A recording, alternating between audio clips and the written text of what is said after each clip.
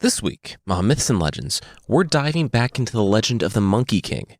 We'll meet medieval Clippy and see that if a rest stop involves some compulsory marriage, you might want to keep on going down the road. On the Creature of the Week, if your blood, spit, and body odor are all poison, congrats, you are an evil mythological creature.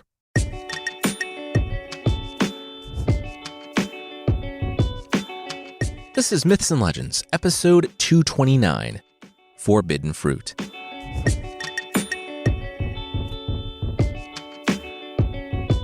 This is a podcast where we tell stories from mythology and folklore. Some are incredibly popular stories you might think you know, but with surprising origins. Others are stories that might be new to you, but are definitely worth a listen. Previously on the story of the Journey to the West, Xuanzang embarked on, the Journey to the West. He was a monk, and he was seeking the scriptures in the Thunderclap Temple, after being recruited by the Bodhisattva Guanyin. It was a dangerous journey that started with him being kidnapped by demons, so he got some help. The first companion was the Monkey King, Sun Wukong, a shape-shifting, super-powered monkey who, to lower the amount of time he would have to serve in prison, agreed to take his supernatural rod and protect Xuanzang. Next, they met their horse, who's actually a dragon, but never leaves his horse form, so don't worry about him. Then they met Pigsy, a giant pig man and a completely raging id who left his captive wife to earn his way back into heaven. The final member of the party was Sandy, a sand monster who lived at the bottom of the river and who also offended the immortals, leading to his banishment. Basically, everyone but Xuanzang is on a redemption arc. We catch up to them on the road, looking for a much-needed pit stop.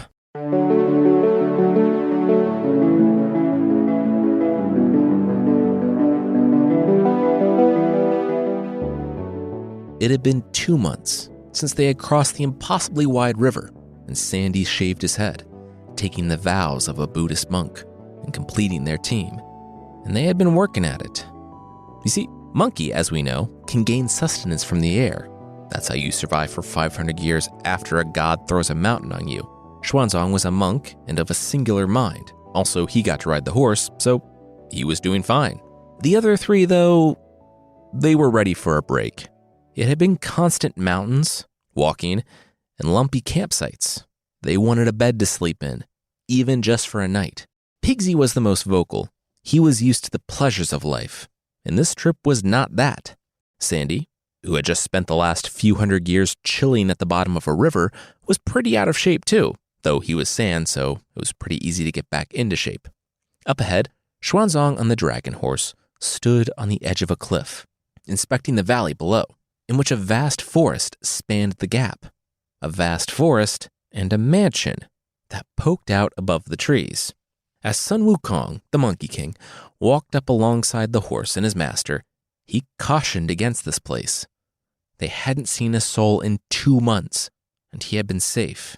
This journey was a difficult one for these other guys, but they should keep moving. Just then, a cry broke out from behind them. It was Pigsy, on the ground, groveling. They had been going so hard. What was one night? Seriously, Xuanzang looked to his exhausted horse, and even more exhausted companion, Pigsy. The giant talking pig was right. He said to the giant talking monkey. Wukong gritted his teeth. He had a bad feeling about this. They weren't in the Tang Empire anymore. This far out in the wild, who knew what dangers lurked? And they would have to be on their guard, because danger did lurk in the house. The danger of marriage. The 40-something widow walked from the house. She was obviously wealthy, wearing a mandarin green silk gown, an embroidered shirt, and gold hairpins. Xuanzang politely introduced himself and the 3 non-horse dragon companions, and asked if they could trouble the woman and her family for a place to stay tonight. The woman introduced herself. Her late husband's family name was Mo, meaning non-existent. The woman looked them over. They wanted to stay the night, huh? That all depended. Were the monk, the monkey man, the pig man, and the sand man single? Because it had been a year since her husband died, and not too many people came around these parts. So she and her 3 beautiful daughters, they were all very single and looking. Excuse me, monk. Xuanzang was sitting there, his eyes bulging out and rolling, his face frozen and contorted. The widow turned to Sun Wukong. What's going on? The monkey shook his head. He had no idea. And the widow turned back to Xuanzang, waving her hands in front of his face. Xuanzang calmed down and just stared forward. She had his attention, but he pointed to his ear and shrugged, shaking his head. He opened his mouth and shook his head again, mouthing a soundless, "Sorry." The widow turned to Sun Wukong. Seriously, he was just talking. He was a really nice, polite guy, and now he's pretending like he can't hear or speak? Sun Wukong simply sighed. It was a long trip they were on. He learned months ago to just go with it, or this trip was going to take forever. Sun Wukong explained their trip to the Thunderclap Temple, and how all of these guys had left home, or, prison, to be part of it. It was a whole redemption arc thing that he was kind of tired of going into. Basically, this was a huge deal. Could they stay there for the night? The sooner these guys got a meal and a bed, the sooner they could be back on the road, and the sooner Monkey would be free from all this. He had been alive for like 1,000 years, half of that time being chained up under a mountain, but the past few months with these guys, the longest ever. But the widow wouldn't let up on the hard sell. Were they sure they wanted to keep killing themselves on the road? Or they could stay here. Beyond this valley, the widow owned fields and fields of crops. Whoever wanted to be the man of the house got to be the master of the house and owned all that too. This manor, the money, the daughter of his choice. Whoever said yes first got it all. The widow whistled, and 3 girls came out, ages 16, 18, and 20, bearing food for the weary travelers. The widow smiled and said all it took was marriage, and they could stay. All right, who wanted to pick first? Monkey, arms crossed and head shaking, said that he was flattered that they really wanted to marry him because, I guess, he existed and was male, but he had his eyes on the prize here. Sorry. As for the other 2 guys, Sandy's face had sunken in and come out on the other side of his head so he wouldn't be tempted, and Pigsy was not holding it together. He was on his knees, eyes wide, his hands grasping at the air. He was playing it real cool. Xuanzang was still struck with his self-imposed deafness. The widow sneered. Well, no marriage, no food. She did that swirling thing with her finger. That means move out. And the 3 beautiful girls turned and entered the house with the widow close behind, slamming the door behind them. Whew, that was a close one, Xuanzang said, when they were gone. Yeah, that was a very good ruse, master, Monkey said. Behind them, they heard Pigsy rising to his hooves, in the same way that I do now that I've hit my 30s, slowly, with a lot of grunting. Well, he needed to stretch his legs. Oh, and that horse, Wulong, he was getting antsy. Pigsy better take him to graze. He will be back. Don't wait up, guys. Pigsy grabbed Wulong's reins and took the horse around the manor, toward the back door. Xuanzang, the monk, turned to Sun Wukong. The Monkey King better follow Pigsy. Yeah, you think? Monkey said, turned into a red dragonfly, and went after his traveling companion. Knock, knock. Pigsy knocked on the back door of the house. The widow opened up with a smile. Hey, never got your name, but do you mind if I call you Mom? Pigsy said with a grin. The widow smiled back. She didn't mind at all.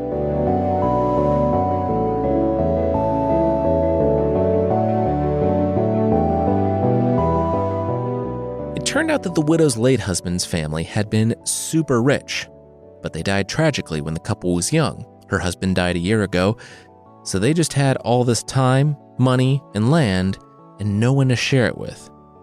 Over 1,000 acres of farmland and 1,000 head of cattle. Pigsy said not anymore, though he was worried that they would find the fact that he was, a giant anthropomorphic pig to be a problem.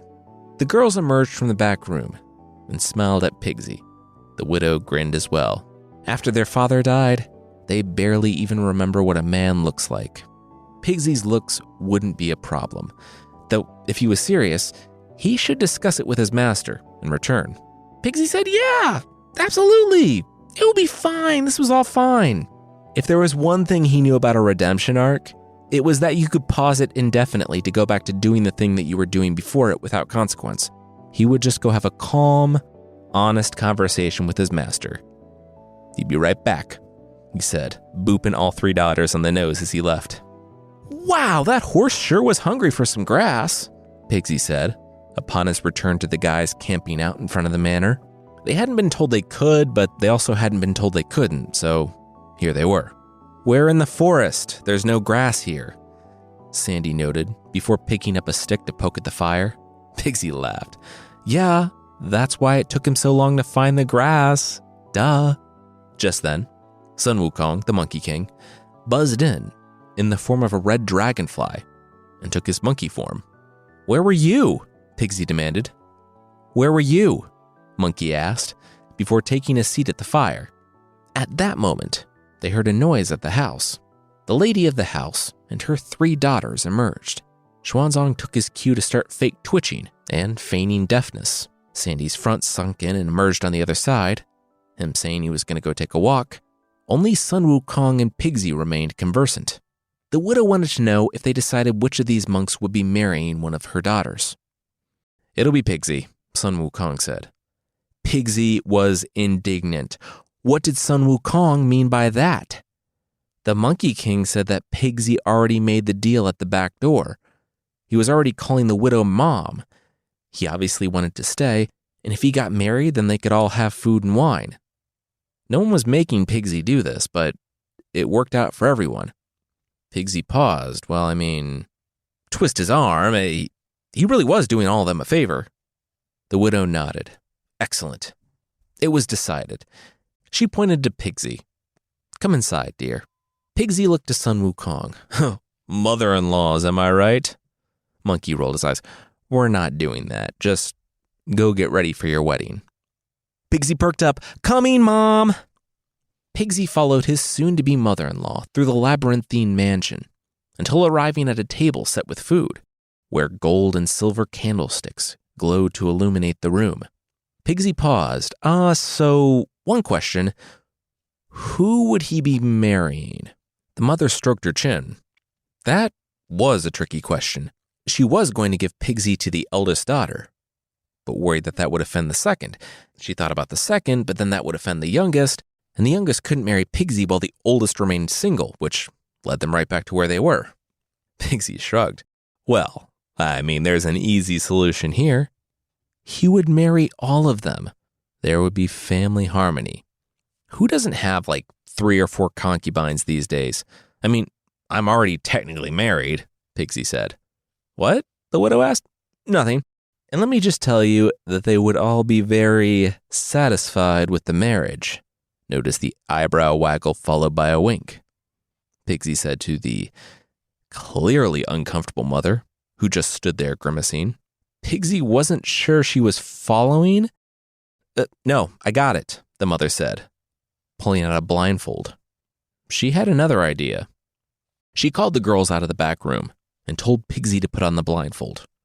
He would let chance choose. Pigsy only had to put on the blindfold and walk toward the girls, and the first one he grabbed would be his wife. Sounds romantic, I love it, Pigsy said, winking at the girls and putting on the blindfold. Suitably blinded, Pigsy felt the air in front of him. We good? Just go? The widow told him, yeah, go ahead. See who he grabbed. So there are a few reasons not to choose your spouse the same way you would play pin the tail on the donkey. Aside from the obvious, it seemed that all the girls were very gracious to one another, stepping aside to let the others have a chance at being the lucky teenager who would marry the pig man. Another reason you don't do this with a pig monster is because a pig monster is a pig monster. That beautiful feast laid out for the wedding? Ground. Pigsy was enthusiastic. So instead of stepping forward, feeling out the room, and finding a girl to marry, he lowered his head, stretched out his arms, and charged. I guess really wanting to honeymoon in the emergency room. The girls evaded the pig, though. And after Pigsy trampled the table, he hit a brick wall at the edge of the room. Bleeding and concussed, Pigsy took off the blindfold. He can't catch a single one of them. What did he do? Then he lighted on an idea. He turned to the widow. Hey, Mom, how about you marry me? You were literally just calling me Mom. The original doesn't point out, but should. Instead, it says she's too old for him. She snapped her fingers. She had another idea. She told Pigsy to take a seat, and the creature stumbled to the overturned table and grabbed a chair. The mother said her 3 daughters had all been working on undershirts for their future husband. None of them had expected to marry a pig monster. Few do. So how about whoever's undershirt fits best gets Pigsy as her husband? Pigsy said wearing a shirt?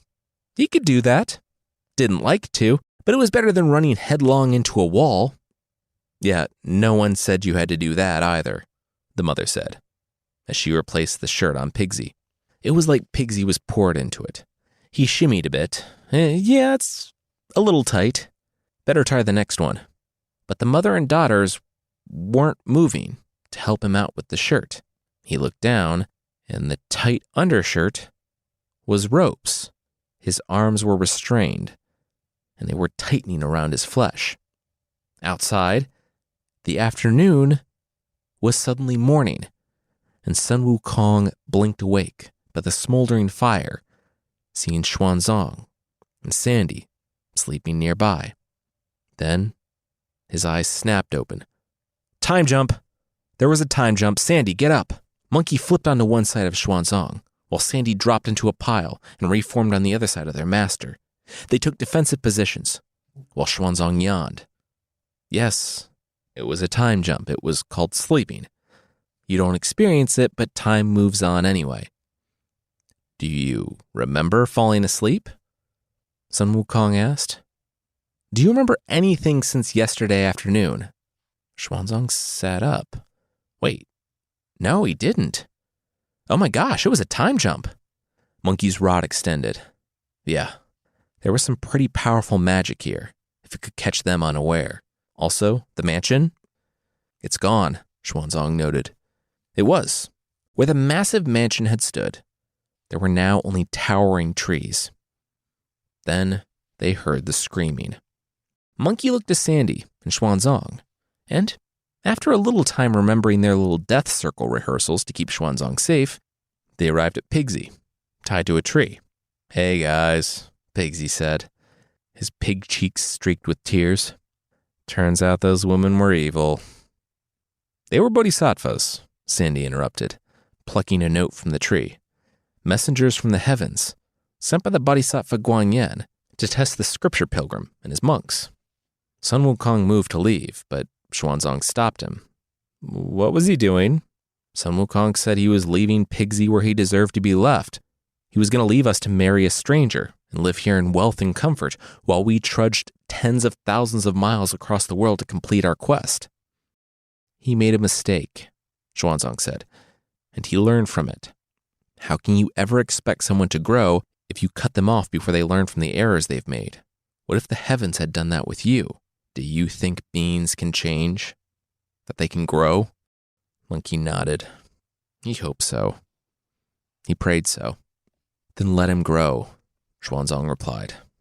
Besides, he won't make that mistake again. I think if we cut him down, we'll have an enthusiastic new traveler. I think he's been punished enough. He doesn't look like he got a time jump, Xuanzang said. Pigsy confirmed his enthusiasm, saying he would gladly carry their bags now. Please, just don't leave him here. Monkey rolled his eyes, and, with one swipe of his sword, Pigsy hit the ground and took his first deep breath in 20 hours. Pigsy happily scooped up the bags and packed away the camp. The group got back to the road, and from then on out, did not hear much complaining from Pigsy. Pigsy also asked if Xuanzang could teach him that whole pretending to be a person with hearing loss and the whole twitching thing. That was weird, and apparently effective. Xuanzang said he was happy to.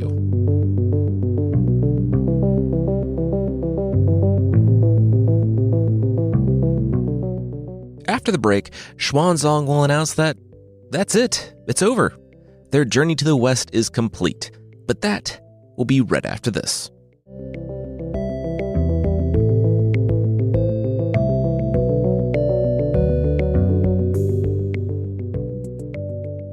Well, friends, we're here. The mountain of the Thunderclap Temple, Xuanzang announced. Our journey to the west is complete. Wow, we're done? Sandy asked. Huh, I joined at just the right time. Monkey was shaking his head. His master couldn't just say things like that.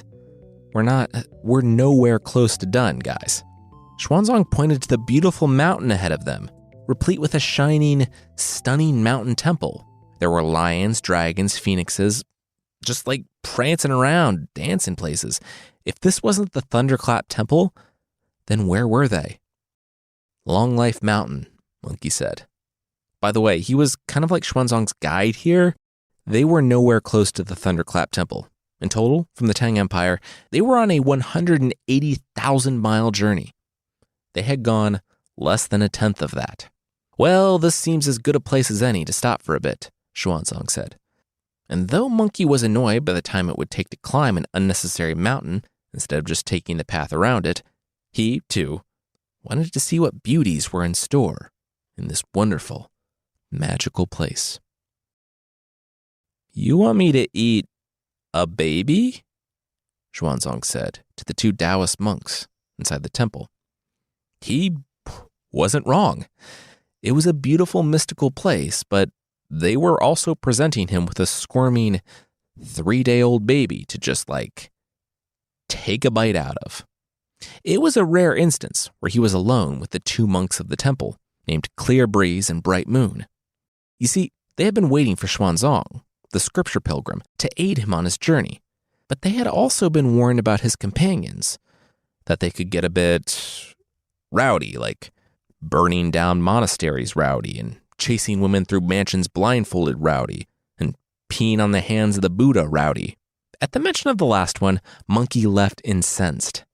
Xuanzang ordered Pigsy and Sandy to help get the horse settled, and to make sure Monkey didn't do too much damage. No damage would be preferable, but he would take what he could get. And so, once his protectors were gone, the monks at the temple held out a squirming 3-day-old baby for the monk to eat. Xuanzang looked down at the baby and up at the monks, who had grins on their faces, holding the child out for the scripture pilgrim. What was this? They held it out. It was his dinner, the special fruit that they had here. This is a baby. A human baby, Xuanzang said, studying to anyone it would appear to be a 3-day-old living baby. The monks laughed. This guy. No, it was a special fruit. You just take a big bite. You'll see. It's delicious. It's a baby, and I'm not going to eat it. I would thank you for it, but seriously, where are you getting these? The monks shook their heads. Would he relax? There's a tree out back. Just eat it. If it spends too long off the tree, it gets cold and hard and stops moving. That's dying. It dies because it's a human being, Xuanzang said, and rose. His companions were cooking in the kitchen, and he would eat when he woke up. He lost his appetite anyway. Once again, he would thank them, but this was seriously messed up. He was going to bed. The two monks shrugged, and taking the wiggling form, they walked back to their own chamber, where they, ate the dinner that they had offered to Xuanzang, and talked amongst each other, dropping the exposition that they would have told to Xuanzang, had he stuck around. They talked about how it was too bad Xuanzang didn't want any of this fruit. It was 10,000 years in the making.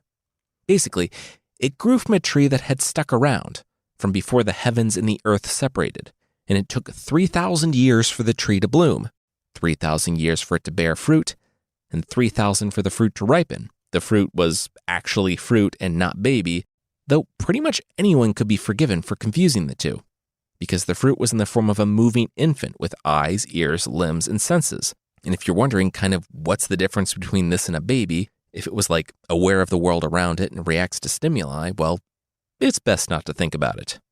Anyway, if you could stomach that fruit, there were only 30 of them in existence, it would increase your expected lifespan from not a lot to 47,000 years. If you couldn't stomach the fruit and only smelled it, you could still live a respectable 360 years. Hey, your rice is burning, Pigsy heard from beside him. He turned and shushed Sun Wukong. "Don't shush me. I outrank you. I shush you," Monkey said, and Pigsy put a hoof over the monkey's mouth and pointed to the wall. Through the very thin walls, the pair heard that, to harvest the fruit, their greatest treasure, you had to hit the tree with this special golden mallet. "This one, right here," the other voice said. "The one that we keep in this room, our chambers?" "The very same. Man, that fruit was good. Want to leave all of our stuff here and go on a walk?" the other replied. "And how?" The monkey and the pig heard the door open and close, and Pigsy removed the hoof from Monkey's mouth. Monkey had to steal that mallet. They had to try that fruit. Pigsy repeated the talk he just overheard to Sun Wukong, and even though the Monkey King was maybe immortal, once in the history of the world fruit was once in the history of the world fruit. Why shouldn't he get to try it? Besides, he hadn't had a good meal in 1,000 years. They were doing this. Monkey turned invisible. Pigsy froze. Monkey could do that? Yes, he heard. Pigsy grimaced. "Oh, well, so when I'm alone, sometimes I know. We don't need to talk about it," he heard. And then there was silence. Pigsy sighed and moved his hoof up to pick his nose. Gonna clean house before Monkey got back. "Pigsy, I'm still here," he heard. His hoof snapped to his side. "Ugh, you're cooking. Come on." It was less than a minute before Sun Wukong was back with the golden hammer. It was long with a smallish head. He reappeared. All right. Where was this tree?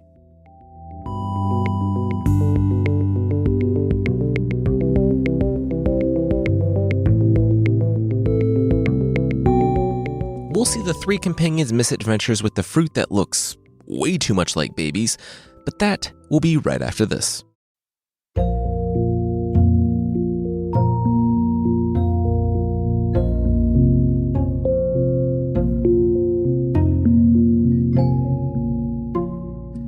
The pair looked up at the tree, grimacing. Monkey wrinkled his brow. Gonna be honest here. He wasn't in love with this imagery. Before him, surrounded by orchards, pines, and a carved vermilion fence, was a big tree beside a flowing spring. Hanging from the tree were babies? I mean, they weren't actually babies, but the imagery was a lot. So, okay, I just hit it with a golden hammer and that's how we harvest it? Monkey asked. Pigsy shrugged. Seemed like it. Monkey nodded, leapt up, and swung out at the fruit with the hammer. It separated, dropped to the ground, and crawled into the ground, was basically absorbed by the ground. Sun Wukong swatted at the ground with his staff that could dent iron, but it didn't move at all. He clawed at it, but it wouldn't budge. This was new. Like a supernatural clippy, the guardian spirit of the tree popped into existence. "Hi, it looks like you're trying to harvest the ginseng fruit. Can I help?" Monkey said, "Yeah."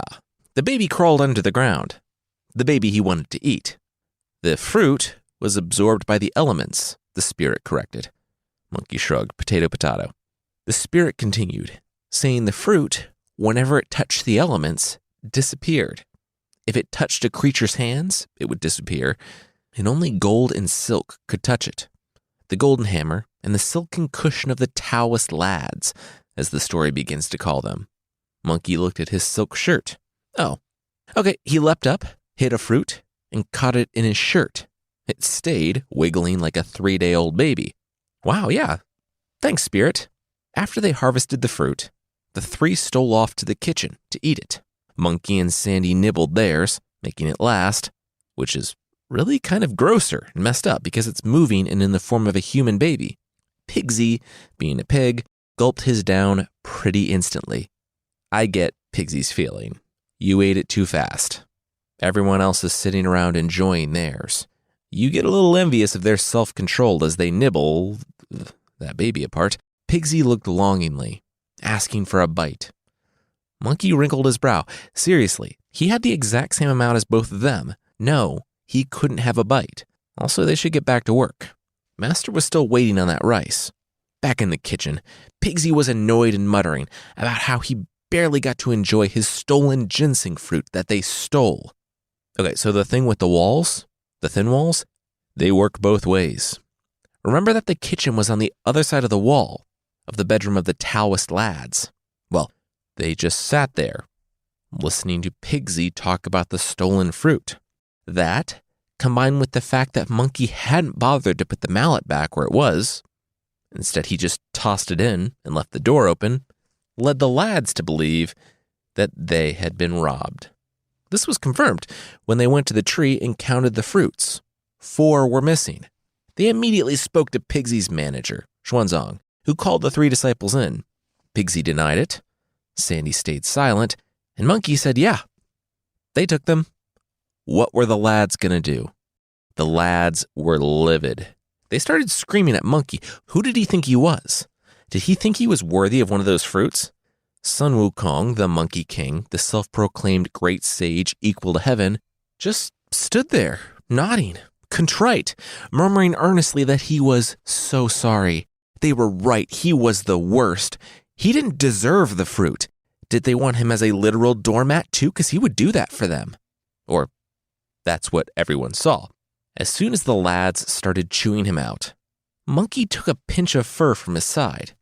If you had been looking for it, you probably would have missed it, because in one motion, Monkey disappeared, and one of his clones took his place to take the verbal beating from the lads. Monkey floated invisible through the air. He was so angry at getting dressed down by these nobodies about their stupid, creepy fruit. Oh, they were mad about 4 fruits missing? Sun Wukong couldn't wait to see how they felt about this. He landed next to the tree, extended his staff, and he gripped it like a baseball bat, swinging. It only took one. He hewed clean through the trunk of the tree, and it creaked, toppling over into the garden. Every one of the baby fruits hit the ground and crawled into the dirt, being absorbed by the elements. The tree's leaves fell. Finally, the trunk withered and died. The tree that had been standing since before the earth was dead, and Monkey had killed it. Monkey looked at it. Well, shoot. He sighed. This was bad. He looked at the dead tree. He thought he changed, that he was growing, but the old monkey was still in there, just underneath the surface, waiting for some perceived slight to lash out at the world. He stepped back into his form, just as the lads stopped chastising Sandy. When they were left alone for a bit, Monkey said, resigned, that they should probably leave. Immediately. Just then, a scream went up from the garden. The lads saw how contrite fake Monkey was and wanted to confirm their count of the fruits. Monkey smiled awkwardly at the sounds of the screams. He might have something to do with that. The lads rushed back to the house that Xuanzang and the 3 disciples were in and slammed the door shut, locking them in. They said they were going to go talk to their boss's boss, an immortal. This was unconscionable. They would stay here until they faced justice for their crimes.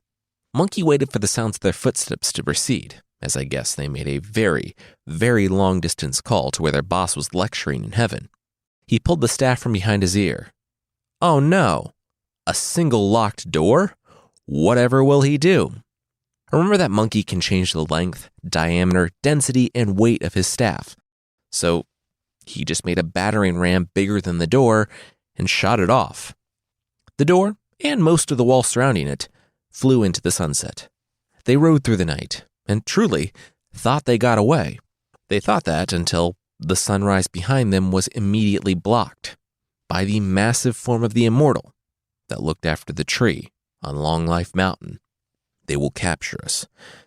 They will torture us. They will kill us. And we'll be set back by a whole reincarnation at least from getting the scriptures from the Thunderclap Temple, Monkey said to Xuanzang. Did he have his master's consent to take his 3 companions, fly up, and fight the immortal? Xuanzang was so awestruck and terrified that he didn't answer. He had never been on the bad side of the immortals. He was a monk. This didn't happen. Monkey nodded. He would take that as a yes. He looked to his companions. Sandy gripped his staff, Pigsy held his rake, Monkey's rod grew. They flew toward the Immortal's face, the Immortal himself the size of a mountain. The three of them were some of the most powerful beings alive. They had fought bandits, dragons, and demons. This Immortal would be their greatest challenge yet, but they could take him on, together. They readied their weapons, and were immediately captured by the Immortal's sleeves. They hit the fabric hard. Pigsy was terrified.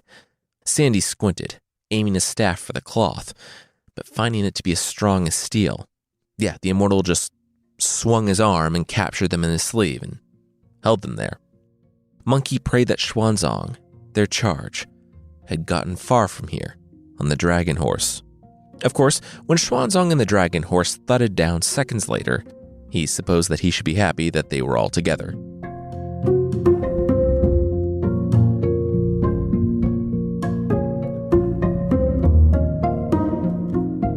Xuanzang was weeping. Pigsy's mouth was watering. Sun Wukong sighed. So this was how their quest would end. The giant Immortal, the one who looked after Long Life Mountain, had done a bit of rearranging at his temple, and the various lesser Immortals were piling wood beneath a giant frying pan laden with oil. They were going to dump Sun Wukong, Pigsy, and Sandy into the pan to fry them to death. For Xuanzang, they would be merciful and just bury him alive. Sun Wukong rolled his eyes. This was all so boring. Heaven had already tried to boil him, and he had already survived that. Some third-rate Immortal was going to do this to him, only to get more enraged when it didn't work and then try something else that wouldn't work, and over. Monkey looked to his left, to the giant lion statue. He bit down on his own lip, drawing blood. He spat the blood, and in an instant, he appeared to be in the place of the lion statue, but he was actually floating, invisible, above the 5 captives awaiting their execution. When the little Immortals arrived at the captives, they looked to the spot where Monkey used to be, and then to the spot where the lion used to be. He must have moved. Weird. All right, let's go. They tried to lift him, but he wouldn't budge. It was like a boulder. In all, it took 20 people to move Monkey and throw him into the pan. Okay, so don't fry things or people alive. Just saying. Good rule to live by. Especially true when it comes to frying up some supernatural monkeys. Basically, the little Taoist lads, as they're all called now, tossed what they believed to be Monkey into the boiling oil. It did not go well. The little Immortals were all splashed in the face with burning hot oil, which immediately caused blisters to rise. Further, the pan broke, and the burning hot oil flooded all over the ground. If you've ever watched one of those mishap videos where someone tries to deep fry a frozen turkey too close to their house, it does not go well. Fires caught all around, and Monkey laughed. Still, the giant Immortal was unfazed. He ordered the littler ones to replace the pot, rebuild the fire, and he looked to the air and smiled to the general area where Monkey was floating. Now, the monk would burn first. Monkey sighed. What was he doing?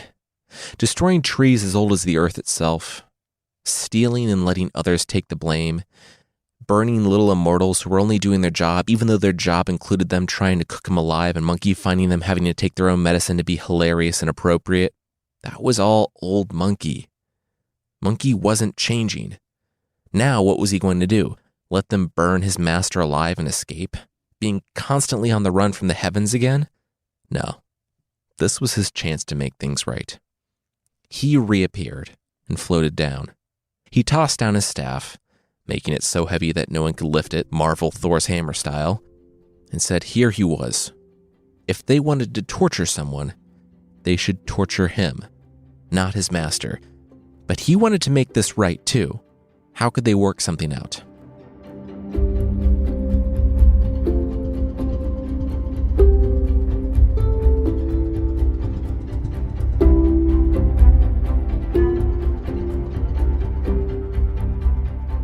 So, you realize that constant violence and escalation would only bring more violence and escalation, and by sitting down and talking to your enemy, you could reach an agreement that both of you could stomach? The Bodhisattva Guanyin asked. Remember, she was the one who sent them on this quest. You ask like you already know the answer to that question, Monkey observed.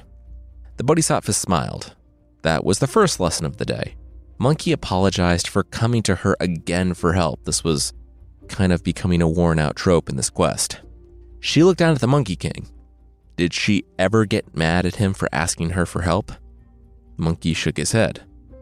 She said she had a solution for reviving the tree. Let's go. Monkey was stunned. Just like that?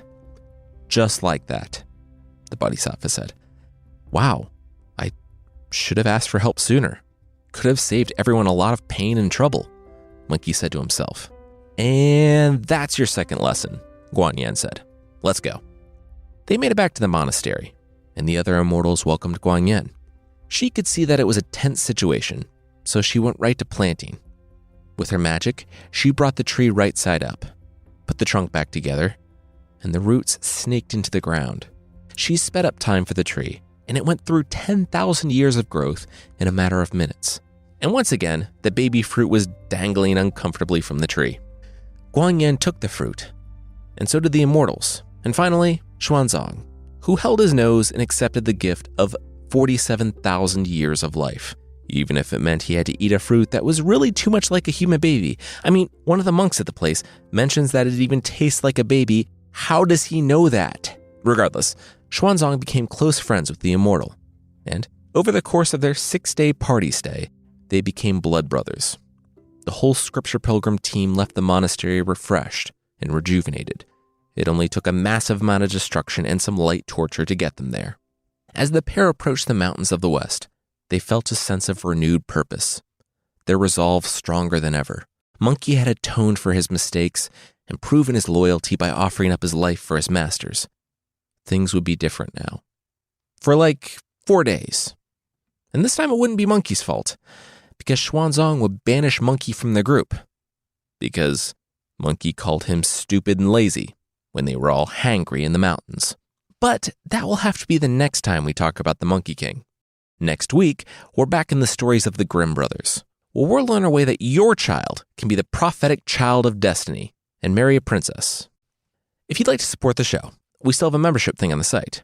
For less than the price of a corgi butt throw pillow, it's exactly like it sounds, you can get extra episodes and ad-free versions of this show that aren't weird, faceless butts that will take over your couch. Check out support.mythpodcast.com for more info on the membership.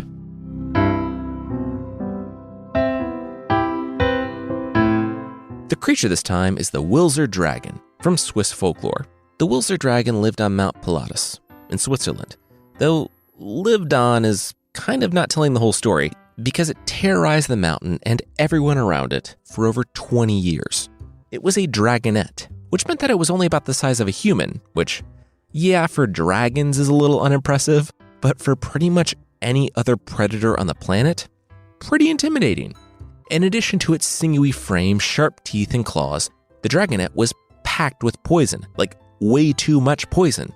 And before I get emails on the difference between poison and venom, just know that the Wilser dragon had both.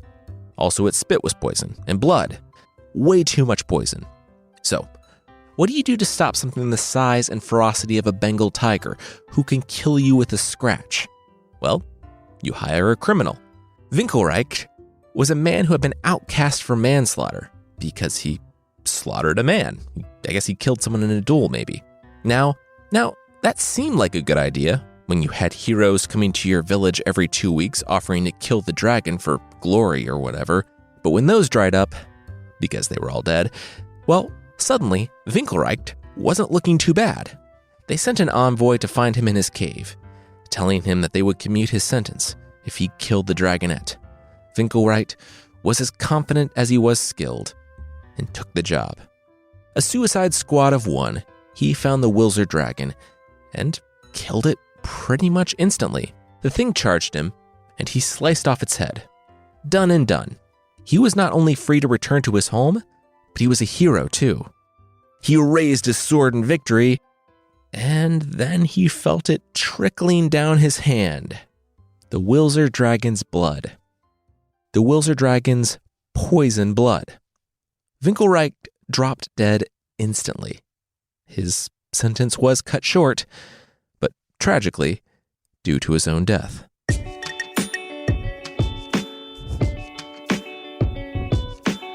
That's it for this week. Myths and Legends is by Jason and Carissa Wilser. Our theme song is by the band Broke for Free, and the Creature of the Week music is by Steve Combs.